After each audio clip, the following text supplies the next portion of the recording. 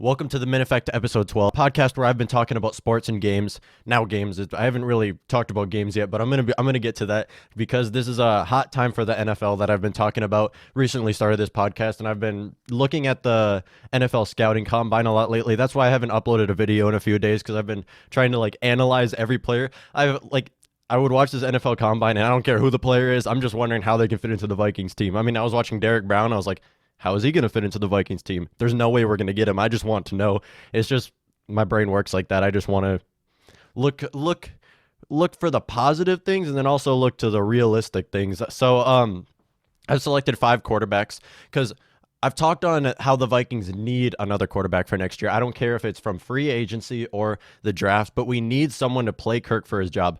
Not going to start, so we're not going to get like Phillip Rivers or someone who's a starter or something like that, but someone who can play for Kirk's job. And I'm a Kirk Cousins fan. I mean, he's a great passer. He's a very talented player. I just feel like Kirk is playing in the wrong generation. If Kirk played in like the 90s football or even early 2000s, he'd probably be in the Hall of Fame. I can't speak. I was supposed to say MVP.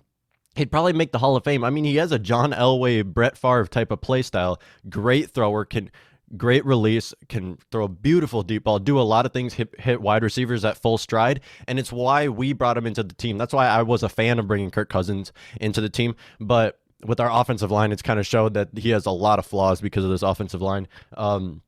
With decision making, his mobility, and a lot of different things. So bringing a player that I don't care if this player that you bring in has the same play style as Kirk Cousins, because if he has the same play style, and even though Kirk Cousins, some things of him has not been working, he can train this player because Kirk Cousins is a great leader. And or bringing a player with a different play style, someone more athletic, more mobile, more versatile. Doesn't need to be as great of a thrower because I think Kirk Cousins is possibly the top 5 greatest throwers in this league right now. So, all right, let's kick off to it. And expected to go top 10 and Justin Herbert, so of Oregon. And really, it's possible for him to be available at 25. Maybe that's my optimism, but if he's available at 25, I don't think Rick Spielman is going to take him because Kirk Cousins is Rick Spielman's guy till he dies. I mean, the way Rick Spielman talks, he's not like riding Kirk Cousins or nothing like that, but the way he talks, it's like he knows Kirk Cousins has a lot of promise in this next season,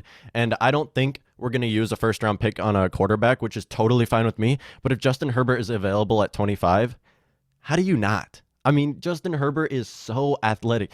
Justin Herbert has such a great throw. He can make all kinds of throw. There's no way the Vikings are going to trade up to get a quarterback at all. I don't see it happening in any of the rounds. Maybe when you get to round 5 or later, but any of the top 3 rounds, I think Vikings are going to sit in their position and see if a player is available in these first 3 rounds. But if Justin Herbert is available, how do you not take him? He had the Senior Bowl MVP, made a huge rise in the Senior Bowl. I mean, his draft stock went up a ton, and now he's like a expected first round pick because of the Senior Bowl, because it showed because he going from Oregon, where Oregon's not a great team, they're not a horrible team, but that's where he played, and then his draft stock rose a ton when he was playing with these more talented players. So he's going to go in the first round, and if he's available at 25, I don't know how you pass on him, really. And he's super athletic. He can make plays with his arm and his legs. That's what Kirk Cousins cannot do, even though I think Kirk Cousins is a more accurate passer.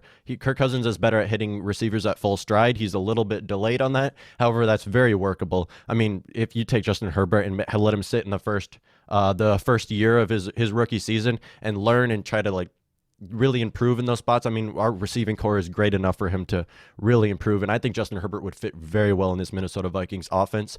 And Gary Kubiak could turn this Justin Herbert player into a superstar. I mean, I don't know. I don't see it really happening for him to even be available at 25. But if he is, I don't even see him taking him. As much as I would love it, this is me, I would definitely take him. But I don't see Rick Spielman taking him because Rick Spielman is a Kirk Cousins diehard guy. I love Kirk Cousins, but not as much as this guy from what I've seen so far. And he can throw really fast, Justin Herbert too. So going on to this next player. Now, this next player, a lot of people have him as their 3rd quarterback before Justin Herbert. I don't see it. However, I can see he's a really hit or miss. He can he's not very much of a safe pick, but it could be one of those Jordan Love quarterback from Utah, and he's a he's not as much of a safe pick, and he could be available at 25. We could see it. I mean, he played in Utah, so you don't see him playing as like a with these NFL caliber people. So I think Jordan Love will be available at 25. Some people have him going in the top 10. A lot of people have him above Justin Herbert even. We'll see how that kind of works out as time goes on and we get closer to the draft. So they would have to use a first round pick on Jordan Love as well. And I love this guy. I mean, Jordan Love's draft stock has rose a lot in this NFL combine. I mean, he showed speed, he showed arm strength, he showed a lot of things that will make him a viable first round pick, and I think he will possibly be available at 25. A lot of people don't have that, but I think it very well could happen, and they could take him. I mean, really, if they want to look to the future, this Minnesota Vikings team, and I feel like first round pick, first round pick, I would look to the future. Second round, third round, you can get people that will make immediate impacts. But first round pick, they should look to the future, really. And if Jordan Love is available, Justin Herbert is available, I would swing on both of those players if you could, or one of the two. As for this third player, Jacob Eason of Washington, he is such a great thrower. His arm strength is so good. And I think Jacob Eason looks a lot like Kirk Cousins. I mean, he's really similar play style. If they take Jacob Eason, it will have to be in the second round. And I don't think it's going to happen. I don't think Jacob Eason will be available at their pick in the second round. However, Jacob Eason is also playing in the wrong generation where he could be available in the second round, late second round. The way quarterbacks are playing now, I mean, you see obviously Lamar Jackson or even Patrick Mahomes, how they can make plays on their legs and their arms. Jacob Eason is just not that kind of guy. Jacob Eason is a great thrower. I mean, him sitting behind Kirk Cousins will help him improve a ton. And in the second round, I would swing on Jacob Eason for sure if he's available. Eason, for sure if he was available. I talked about him in my previous one about the NFL Combine, and I was saying Easton. Apparently it's Eason. So I don't actually watch all these college football teams, as I'm kind of like looking at these scouting combines, looking at some of their highlight reel, and other things too about them. It's because I don't watch any Washington games. I'll watch, unless if like the Gophers are playing them. But anyways, aside from that, he's very athletic. Jacob Eason is a more athletic Kirk Cousins, but very similar play style. I mean, great thrower, can chuck the ball deep, and they can do Jacob Eason, second round, swing on him instantly. And that's something I could see Rick Spielman doing. They love their old-fashioned type players, and Jacob Eason in the second round.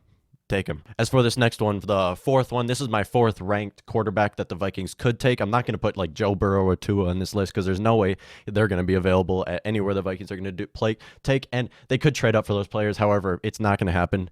Rick Spielman is not trading up for a quarterback. He's going to see if a quarterback falls to them. If he does, he could swing on him, and that's what I'm talking about because they're not trading up for a quarterback anyway. First 3 rounds, it's not going to happen. So this fourth player is probably like the biggest face of this NFL scouting combine from these quarterbacks because Tua and Joe Burrow weren't practicing, and that is Jalen Hurts of Oklahoma. Now, Jalen Hurts of Oklahoma, he uses a lot of different ways to get touchdowns. He can scramble. He's a very similar to Deshaun Watson. I mean, you can use Deshaun Watson any way you want to. You're like, go do this. Okay. Chuck the ball. Okay. Run the ball. Okay. Although Jalen Hurts cannot throw as far as Deshaun Watson. That's the one thing. And can't throw while being tackled as much as Deshaun Watson, or as deep, as accurately, I mean. So he's not Deshaun Watson level, but to be available in the third round if he's at the Vikings, please take him. Please take him. He has a lot of promise, and it's a late third round pick. It's not going to be a horrible miss if he's a horrible player. It's not going to suck, okay? You saw him play with CeeDee Lamb. CeeDee Lamb is amazing after the catch. I mean, he can catch really well, but his routes after the catch looks very similar to Diggs. And if you throw Jalen Hurts on this offense, and you can throw to Stephon Diggs or Irv Smith, who are amazing after the catch, and even to Adam Thielen or Kyle Rudolph, amazing catch radius, or even throwing to Dalvin Cook. We can see him doing throwing to a lot of these players that are amazing after the catch and can do a lot of things, or players like Adam Thielen and Kirk Cousins. I mean, Adam Thielen and Kyle Rudolph, who catch everything. I mean, they're sticky hands. So Jalen Hurts, I think, would be a great pick. More mobile than Kirk Cousins, which is huge with this Minnesota Vikings offensive line, because it's like we cannot get offensive line players for whatever reason. They just never turn out. Well, we don't know for these last two. I mean, Brian O'Neill and Garrett Bradbury are still young.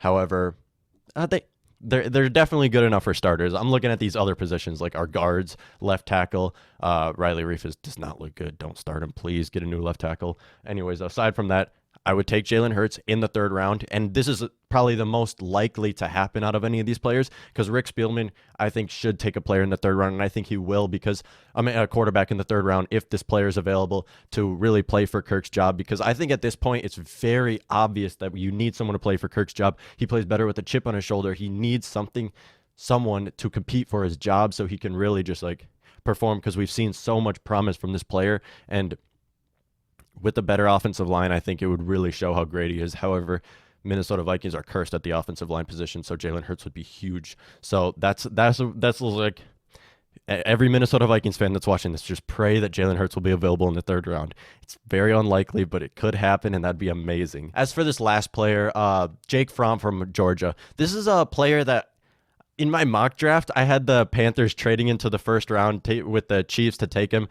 That's not going to happen. From what I've seen from Jake Fromm, he is not a first-round pick. He is a late second-round pick. The Vikings could use a second-round pick. However, I don't think I would either. Jake Fromm, I'm not very high on this player. I was when I made my mock draft, but after watching the scouting combine, what I realized, you have to go through a lot of tape. Like his highlight reel would look so great. Jake Fromm has a lot of great plays, and that's why I was like, this player probably will go in the first round. I watched his highlight reel. And then I realized you have to go through so much tape to find these highlights. I mean, a lot of mistakes, This player I don't see being a starting quarterback within the next like 4 years. You would need to really develop this player. You've seen him do a lot of great things, but you need to develop him. And that's why I think he will go in the third round, not even the first 2 rounds, because what I've seen from Jake Fromm, I don't think he's that great. And I don't think he's going to go in the first 2 rounds if it was up to me. And I'd use a third round pick on him because third round picks are amazing. I love these third round picks because it's players that are promising and can do stuff, but you have to develop them to that. I mean, Danielle Hunter is an example. Wasn't a immediate impact, but you can develop him into a greater player. So Jake Fromm in the third round, I would use it. I had my mock draft. I must have been smoking crack when I was looking at his tape or whatever, because that's not going to happen. But third round, take him for sure. So in conclusion, these are the 5 J's: Justin Herbert, Jordan Love, Jake Fromm, Jalen Hurts, and Jordan Love. The 5 J's, 5 players that the Minnesota Vikings could take, 5 quarterbacks the Minnesota Vikings could take in their draft picks. So they're not going to trade up to take a quarterback. The only way the Vikings are going to take a quarterback in the first 3 rounds is if someone falls to them. They're not going to overdraft on any quarterback. They're not going to even draft a quarterback for their position or whatever. They're going to see if any quarterbacks fall to them in their first 3 rounds and possibly take a hit on them, because if you're looking to the future, I don't know if Kirk Cousins is going to be there for very long, and if he is, totally fine. You can develop this player and make a big blockbuster trade if you can take a really good player and develop them, because quarterbacks, who knows what it's going to be in the future. So they're not going to trade up to take a quarterback, but those 5 J's, if they fall to the Vikings, we could have one of them be in a Minnesota Vikings uniform for this next season and the future. So that wraps it up for episode 12 of The Min Effect, and let me know anything down below if I missed any players, if you disagree with any players that we should take, or if you think we should take a quarterback at all. Whatever you think the decision should be for this Minnesota Vikings this offseason, because I think, as well as most Minnesota Vikings fans I've met, we need a new quarterback because Sean Mannion ain't it for a backup. While you're going down to leave your comment, just click that like button. As always, till next time.